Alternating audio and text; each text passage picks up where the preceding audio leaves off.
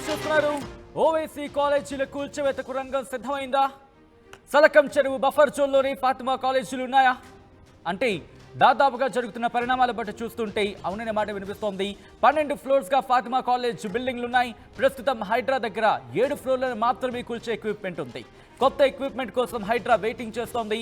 15 అంతస్తులను ఒకేసారి కూల్చే ఎక్విప్మెంట్ కోసం హైడ్రా ప్రయత్నిస్తోంది. ఆ తర్వాత అంత ఎక్విప్మెంట్ దొరికితే కనుక అంత ఎక్విప్మెంట్ దొరికిన తర్వాత మరింత దూకుడుగా వెళ్ళబోతోంది హైడ్రా. ఫాతిమా కాలేజీ భవనాలను పరిశీలించి ఇప్పటికే నివేదిక ఇచ్చారు అధికారులు. దానికి సంబంధించిన బ్రేకింగ్ న్యూస్ చూస్తున్నారు. విజువల్లో మీరు చూడొచ్చు, మ్యాప్కి సంబంధించి అదిగో మీరు చూడొచ్చు. విజువల్లో మధ్యలో కనుక మీరు చూస్తే అక్కడ ఫాతిమా ఓవైసీ ఉమెన్స్ కాలేజ్ అని మ్యాప్లో మధ్యలో కరెక్ట్గా మీరు చూడొచ్చు. అది చెరువు మధ్యలో ఉంది అనే ఆరోపణలకు సంబంధించి ఇప్పటికే అక్కడ అధికారులు చేరుకున్నారు. అక్కడ డీటెయిల్స్ని సేకరించారు. డీటెయిల్స్ని సేకరించిన తర్వాత రిపోర్ట్ని కూడా హైడ్రా అధికారులకు ఇచ్చినట్టుగా తెలుస్తోంది. అయితే ప్రస్తుతం సరకం చెరువులో ఉన్న ఫాతిమా ఓవైసీ ఉమెన్స్ కాలేజ్కి సంబంధించి ఆ ఫ్లోర్ని కూల్చే ఆ ఫ్లోర్స్ని కూల్చేంత ఎక్విప్మెంట్ ప్రస్తుతం హైడ్రా దగ్గర లేదు.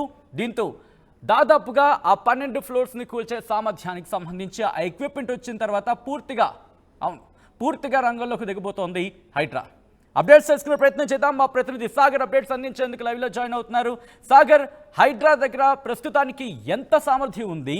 ఇప్పుడు ఎన్ని రోజుల్లో మిగతా సామర్థ్యం అంటే ఇన్ఫాక్ట్ మిగతా ఎక్విప్మెంట్ ఎప్పుడు రాబోతోంది? హైడ్రా ఏమంటోంది?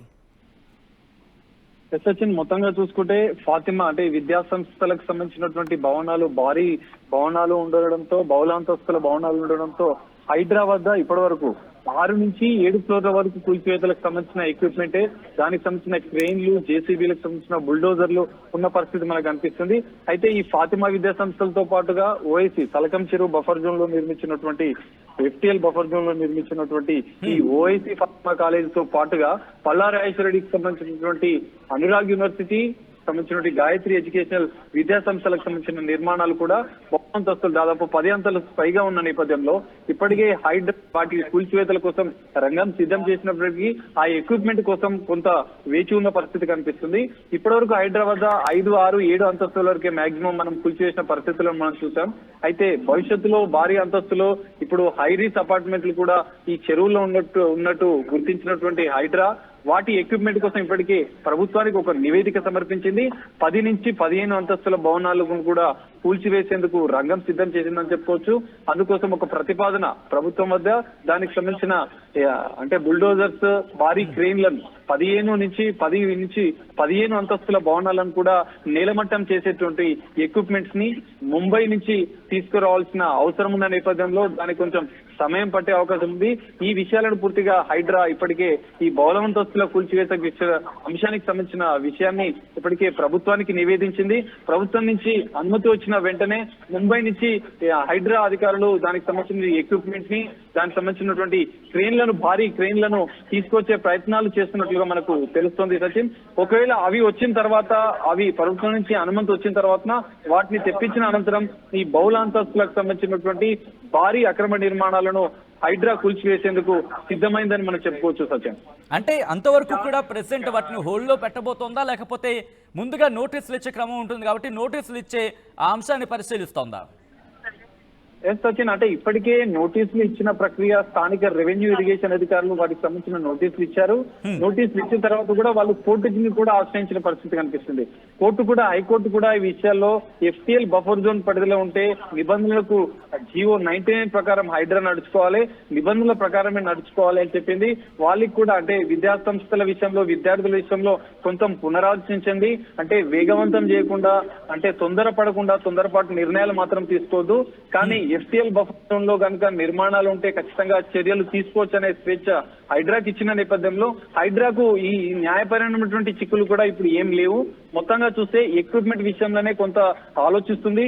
ఎక్విప్మెంట్ వచ్చిన అనంతరం ఈ బహుళాంతస్తు, ఈ 2 విద్యా సంస్థలతో పాటుగా బహుళ అంతస్తులను ఇప్పటికే భారీ నిర్మాణ సంస్థలకు సంబంధించినటువంటి నిర్మాణాలు చేపట్టినటువంటి ఆ భారీ అంతస్తులకు సంబంధించిన నిర్మాణాలను నేలమట్టం చేసేందుకు హైడ్రా సిద్ధంగా ఉందనే చెప్పుకోవచ్చు మనం సచిన్. అంటే ఇప్పటికే ఫాతిమా కాలేజీకి అంశానికి సంబంధించి పరిశీలిస్తున్నామను, లేకపోతే ఈ అంశానికి సంబంధించి కూల్చివేతలు ఒక డేట్ రోజు జరగబోతున్న అంశానికి సంబంధించి ఏమైనా డిస్కషన్ జరుగుతుందా హైడ్రాలో? ఎస్ సచిన్, అంటే ఇప్పటికే హైడ్రాకు సంబంధించినటువంటి న్యాయ నిపుణులు న్యాయవాదులతో ఇప్పటికే ఇవి రంగనాథ్ సమావేశమయ్యారు. దానికి సంబంధించినటువంటి ఎలాంటి న్యాయ చిక్కులు లేకుండా ఉండేందుకు లైన్ క్లియర్ చేస్తున్నారు. దాంతో పాటుగా ఆ విద్యా సంస్థల్లో చదువుతున్నటువంటి విద్యార్థులకు ప్రత్యామ్నాయ ఏర్పాట్లు చేయాలని చెప్పి ఇప్పటికే అధికారులు సంబంధిత యాజమాన్యాలకు సూచించినట్లుగా తెలుస్తోంది. ఒకవేళ ఇప్పుడు అనురాగ్ యూనివర్సిటీ మనం ఒకసారి పరిశీలిస్తే వాటికి మిగతా భవనాలు చాలా ఎక్కువగా ఉన్నాయి. సో విద్యార్థులందరినీ అక్కడికి తరలించొచ్చు, మేము చర్యలు మాత్రం తీసుకుంటాం, అవకాశం మీకు ఇస్తున్నామని కొంత సమయం వారికి ఇచ్చే అవకాశం కనిపిస్తుంది. At the same time Fatima college విషయంలో కూడా వాళ్ళకి యాజమాన్యానికి ఇప్పటికే అధికారులు చెప్పిన సందర్భం మనకు కనిపిస్తుంది. ప్రత్యామ్నాయ ఏర్పాట్లు అంటే విద్యార్థులకు పరీక్షలు ఎగ్జామ్స్ ఉన్న ఎట్లాంటివి ఏమైనా ఉంటే వారిని తొందరగా పూర్తి చేసుకొని సంబంధిత హాలిడేస్ ఉన్న టైంలో వాళ్ళని ప్రత్యామ్నాయంగా వేరే భవనాలకు మీరు తరలించుకుంటారా, రెంటెడ్ భవనాలకు తరలించుకుంటారా, మీరు విద్యార్థులకు ప్రత్యామ్నాయ ఏర్పాట్లు అతి తొందరలో చేసుకోవాలి, మేము మాత్రం చర్యలకు ఉపేక్షించి ఖచ్చితంగా చర్యలు తీసుకుంటామని చెప్పి ఇప్పటికే యాజమాన్యాలకు అధికారులు సంబంధించిన మున్సిపల్ తో పాటు ఇరిగేషన్ అధికారులు, హైడ్రా అధికారులు కూడా వాళ్ళకు సూచించిన పరిస్థితి మనకు కనిపిస్తుంది. సో వాళ్ళు ప్రత్యామ్నాయ ఏర్పాట్లు చేసుకున్న అనంతరం వెంటనే హైడ్రా రంగప్రవేశం చేసి వాటిని కూల్చివేత ప్రక్రియను ప్రారంభించే అవకాశం మనకు కనిపిస్తుంది సచిన్. అయితే ఇప్పుడు మరి ముఖ్యంగా ఓవైసీ బ్రదర్స్ ఇప్పటికే మాట్లాడిన సందర్భాన్ని చూసాం. సో ఇప్పుడు ఏమైనా లీగల్గా ముందుకు వెళ్ళే అవకాశం కనిపిస్తోందా, లేకపోతే ఇటు పార్టీ పరంగా ముందుకు వెళ్ళే అవకాశం కనిపిస్తోందా? ఎందుకంటే చర్చలు జరిపే అవకాశం ఉందా, లేకపోతే నేరుగా ఇటు కాంగ్రెస్ పార్టీని కలిసి వాళ్ళతో మాట్లాడే ప్రయత్నం ఇటువంటి ఏమైనా జరుగుతున్నాయా? చర్చలు ఏమైనా జరుగుతున్నాయా?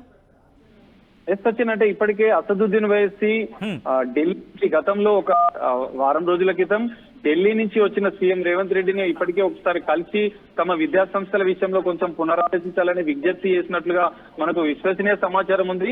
సో ఓవైసీ ఒకవేళ కలిసినప్పటికీ కూడా అప్పుడు దాని తర్వాత మనం రేవంత్ రెడ్డికి సంబంధించిన సీఎం రేవంత్ రెడ్డి స్టేట్మెంట్ ని మనం ఒకసారి పరిశీలిస్తే ఎంతటి వారైనా ఉపేక్షించాం, మా కాంగ్రెస్ పార్టీకి సంబంధించినటువంటి మాజీ కేంద్ర మంత్రికి సంబంధించిన నిర్మాణాలని మేము పూర్తిగా నేలమట్టం చేశాం. ఎవరైనా కూడా రాజకీయ నాయకులు ఎవరైనా, అధికారులు ఉన్నా, ఎమ్మెల్యేలు ఉన్నా కూడా, ఎవరైనా బడా సెలబ్రిటీలు ఉన్నా, వ్యాపారవేత్తలు ఉన్నా కూడా మేము ఉపేక్షించేది లేని చెప్పుడు కరాఖండిగా చెప్పిన నేపథ్యంలో హైడ్రా మరింత దూకుడు పెంచింది. సో ఇందులో కొంచెం రాజకీయంగా కొంత ప్రాధాన్యత సంతరించుకున్నప్పటికీ కూడా ఉపేక్షించమని చెప్పి హైడ్రా తన పని తాను చేసుకోబోతుంది, చట్ట ప్రకారం నడుచుకుంటుందని చెప్పి వాళ్ళు చెప్పిన పరిస్థితి మనకు కనిపిస్తుంది. ఈ నేపథ్యంలో కూల్చివేతల విషయంలో మాత్రం వెనకడుగు వేసేది లేదు, ఖచ్చితంగా కూల్చివేస్తామంటే ఇప్పటికీ వి రంగనాథ్ చెప్పిన పరిస్థితి మనకు కనిపిస్తుంది. కొంత విద్యా సంస్థల విషయంలో కొంత వెనకడుగు వేసిన అంటే విద్యార్థుల భవిష్యత్తును దృష్టిలో పెట్టుకుని వాళ్ళకు కొంత సమయం ఇచ్చే అవకాశమే కనిపిస్తుంది, కానీ పూర్తిగా కూల్చివేతల విషయంలో మాత్రం వెనకడుగు వేయలేదు, చర్యలు ఖచ్చితంగా తీసుకుంటామని చెప్పి ఏవి రంగనాథ్ కమిషనర్ చెప్పినట్లుగా మనకు తెలుస్తుంది సచిన్. సాగర్, ఇప్పటికే ఓవైసీ బ్రదర్స్ మాట్లాడిన సందర్భంలో ఒక మాట అనడం జరిగింది. సిసిఎంబి కావచ్చు, జేహెచ్ఎంసీ కావచ్చు, లేకపోతే నెక్లెస్ రోడ్, ఈ అంశాలని ప్రస్తావించారు. సో వీటిని కోట్ చేస్తూ రేపు ఉదయం హైకోర్టును ఆశ్రయించే అవకాశం ఉందా? సో ఈ నేపథ్యంలో ఒకవేళ లీగల్గా ముందుకు వెళితే కనుక హైడ్రా ఎటువంటి ఆల్టర్నేటివ్ ప్లాన్ ఉంది హైడ్రా దగ్గర? దానికి సంబంధించిన చర్చ జరుగుతుంది హైడ్రాలో.